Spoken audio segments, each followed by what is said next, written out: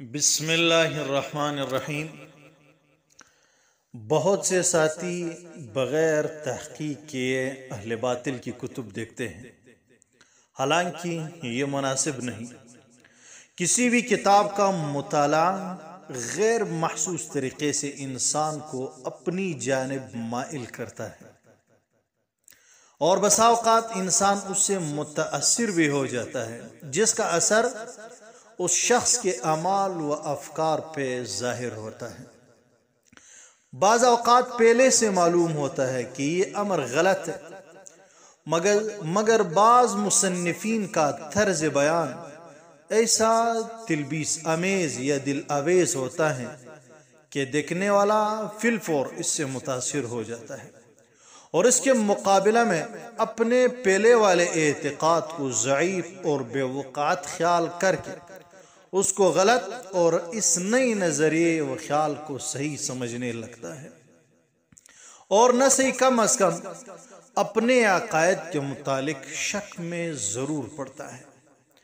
فرق باطلہ کی کتب کا مطالعہ ان کے باطل نظریات سے آگاہی اور ان کی تردید کے لیے فقط ان لوگوں کو اجازت ہے جو اپنے ایمان و نظریات کے اعتبار سے پختہ اور علم رسوخ و مہارت رکھتے ہوں۔ ہر فرد کے لیے فرق باطلہ کی کتب کا کسی بھی حوالے سے مطالعہ یا استفادہ خطرے کا باعث بن سکتا ہے۔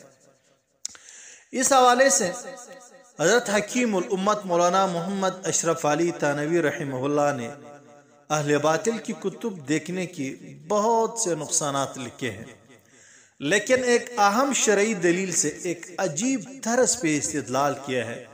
پہلے وہ شرعی دلیل ملاحظہ فرماتے ہیں کہ یہی وجہ ہے کہ جناب رسول اللہ صلی اللہ علیہ وسلم نے حضرت عمر فاروق رضی اللہ عنہ جیسے راسخ العلم والعمل شخصیت کو بھی تورات کے مطالعے سے منع فرمایا تھا، باوجود ہے کہ تورات فی نفسہ آسمانی کتاب تھی، گو اس میں تعریف بھی ہو گئی تھی، لیکن حضرت عمر فاروق رضی اللہ عنہ کا مطالعہ بھی تنہا نہ تھا، بلکہ خود جناب رسول اللہ صلی اللہ علیہ وسلم کو سنا رہے تھے، اور اس میں محرف شدہ حصہ کا متعین ہو جانا ظاہر تھا۔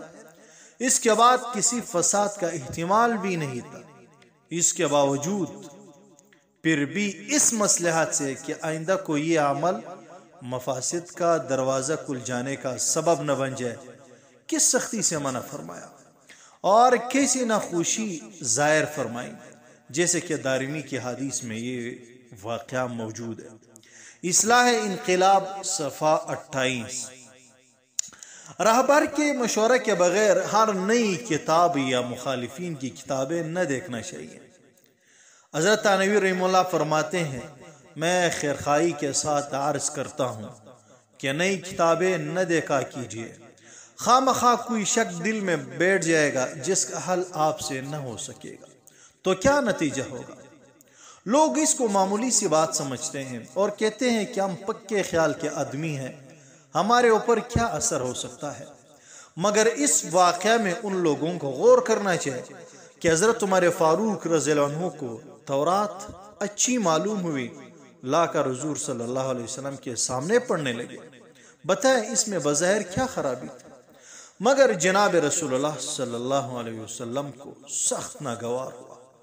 حضرت عمر رضی اللہ عنہ کو جب حضرت ابوبکر صدیق رضی اللہ عنہ نے آگاہ کیا کہ کیا دیکھتے نہیں حضور صلی اللہ علیہ وسلم کے چہرہ مبارک پر کیا اثرات ہیں، تو حضرت عمر رضی اللہ عنہ کھام گئے اور بہت جلد توبہ و استغفار کی، معافی مانگنے لگے۔ جناب رسول اللہ صلی اللہ علیہ وسلم نے فرمایا کہ میں تمہارے پاس ایک آسان، پکی اور صاف ملت لے آیا ہوں۔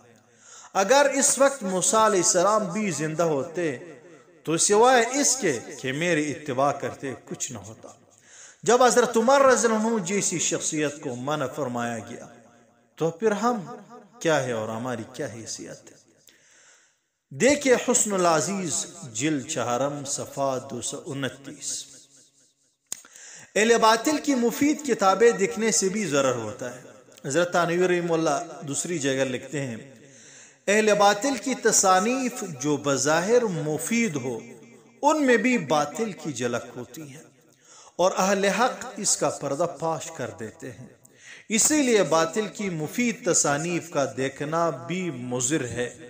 حسن العزیز جلدوم صفحہ 188 اور ایک جگہ کیا فرماتے ہیں، لکھتے ہیں عجیب تجربہ کی بات ہے، یہ تنویر رحمہ اللہ کے الفاظ ہیں، فرماتے ہیں عجیب تجربہ کی بات ہے کہ بددین آدمی اگر کسی اور کی بات نقل بھی کرے، مثلا بددین شخص نحو کی کوئی کتاب لکھے، گو اس میں کوئی مسئلہ بددینی کا نہیں ہے، مگر اس کے دیکھنے سے بھی بددینی کا اثر دل میں پیدا ہوگا، یعنی بے دینی کا اثر دل میں ضرور پیدا ہوگا۔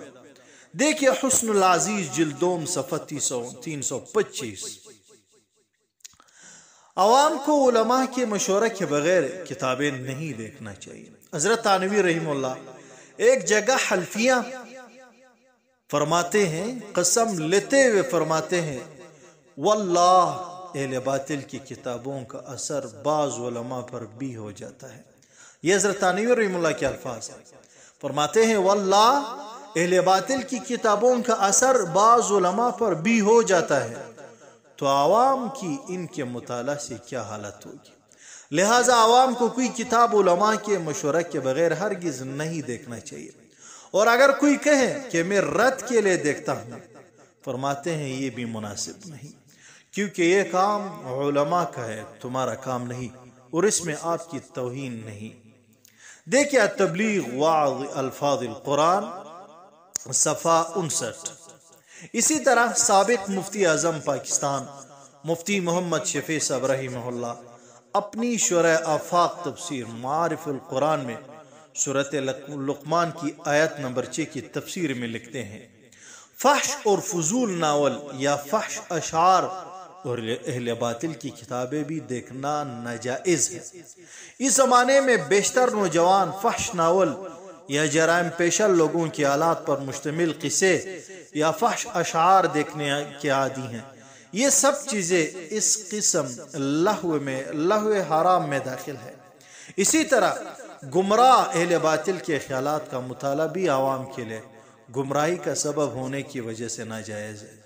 راسخ العلم علماء ان کے جواب کے لیے دیکھے تو کوئی مذائقہ نہیں۔ دیکھے تفسیر معارف القرآن۔